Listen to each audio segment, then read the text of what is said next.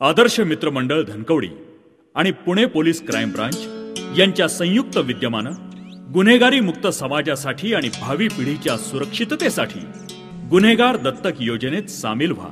गुन्हेगारांचं मतपरिवर्तन करून त्यांना गुन्हेगारी करण्यापासून रोखणं, गुन्हेगार तयारच होऊ नयेत यासाठी तरुण मुलांना गुन्हेगारी क्षेत्र किती वाईट आहे हे पटवून देणं आणि गुन्हेगारी रोखणं अवघड पण आपण काही प्रमाणात ते रोखू शकतो ते आपल्या जागरूकतेनंच आणि त्यासाठीच आमचा हा छोटासा प्रयत्न। चोरांपासून सावध रहा। नमस्कार। पुणे शहरातील गुन्हेगारीचा अभ्यास केला असता काही ठराविक पद्धतीचे गुन्हे वारंवार घडत असल्याचे निदर्शनास आलेले आहेत।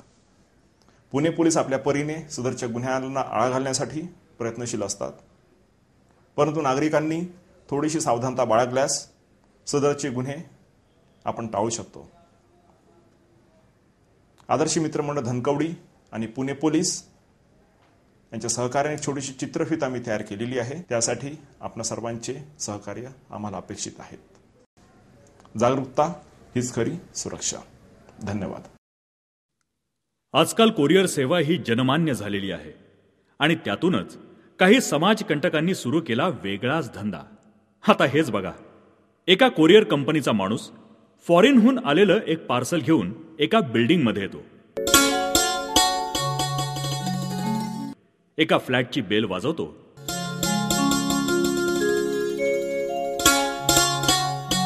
फ्लॅटचा मालक दार उघडतो। कोरिअरवाला त्याला सांगतो, तुमचं फॉरेनहून हे पार्सल आलेलं आहे, त्याची 850 रुपयाची आम्ही ड्युटीही भरलेली आहे।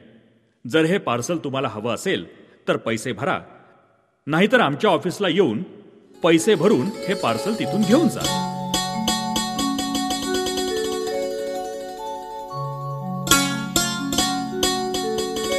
फ्लॅट धारकाला त्यात काय आहे हे जाणून घेण्याची उत्सुकता असल्यानं तो लगेचच त्याला 850 रुपये आणून देतो।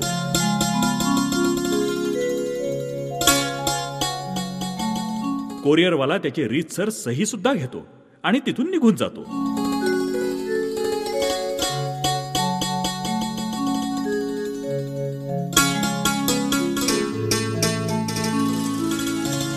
फ्लॅट धारक अतिशय उत्सुकतेनं ते पार्सल उघडतो आणि काय आश्चर्य, उघडल्याबरोबर त्याच्यामध्ये काहीही निघत नाही। त्या फ्लॅट धारकाला घाम फुटतो, कारण मोकळ्या बॉक्ससाठी त्यानं 850 रुपये त्या कोरिअरवाल्याला मोजलेले असतात। तो कोरिअरवाला त्यांना व्यवस्थित चुना लावून तिथून निघून जातो। आपण फसलो आहोत याची जाणीव त्याला होते। आता डोक्याला हात लावण्यात काय अर्थ? डोकं थोडं जरी चालवलं असतं तर हा मनस्ताप झाला नसता। तेव्हा जरा सावधगिरी बाळगा, चटकन विश्वास कोणावरही टाकू नका। जर कुरिअर आलं आणि त्यासाठी पैसे मागितले असं सांगितलं तर खरंच कुरिअर आहे का आणि असेल तर खरंच पैसे लागतील का याची माहिती व्यवस्थित करून घ्या। केबलचं कारण घेऊन येणाऱ्या माणसांकडे केबल धारकाचं ओळखपत्र आहे का ते व्यवस्थित तपासा। कमी पैशात वस्तू देतो असं सांगणाऱ्या तोतया सेल्समनकडून कोणत्याही किमतीत वस्तू घेऊ नका आणि सेल्समनला समोरच्या बंद घराविषयी माहिती सुद्धा देऊ नका। प्लंबिंग, लाईटमन, सुतार, रंगकाम आणि केबल इत्यादी घरगुती कामांसाठी विश्वासू आणि ओळखीच्या व्यक्तीलाच घरात प्रवेश द्या।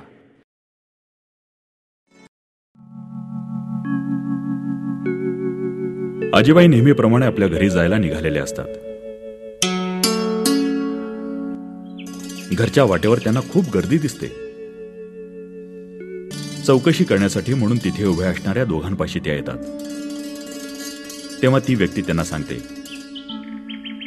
आम्ही साध्या वेशातील पोलीस आहोत आणि इथे खून झालेला आहे, तेव्हा आपण तिकडे जाऊ नका। त्यावर आजी म्हणतात, अहो मी पुढेच राहते, मला घरी तर गेलंच पाहिजे। ते दोघे जे मुळात चोर असतात त्यातला एक जण आपल्या खिशातून रुमाल काढतो आणि आजींना म्हणतो, तुमचे सर्व दागिने यात बांधा, नाहीतर गर्दीतून कोणी दागिने हिसकावून घेऊ शकतो।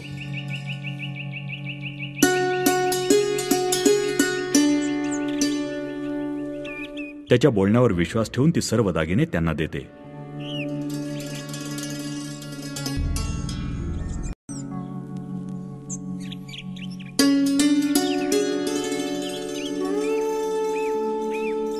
तो चोर ते दागिने रुमालात गुंडाळत असताना दुसरा चोर तिला बोलण्यात गुंतवून ठेवतो.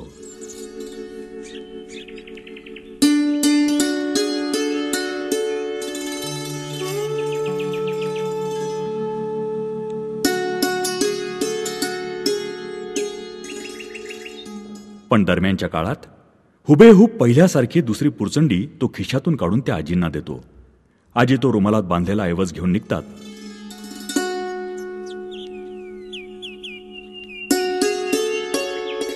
आणि इकडे ते चोर पळून जातात.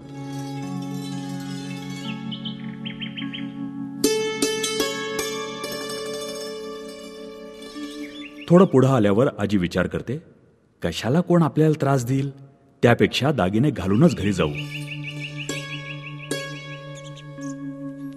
असं म्हणून ती रुमाल उघडून बघते तो काय, आत दगड भरलेले. चोर चोर म्हणून ती आरडाओरडा करू लागते.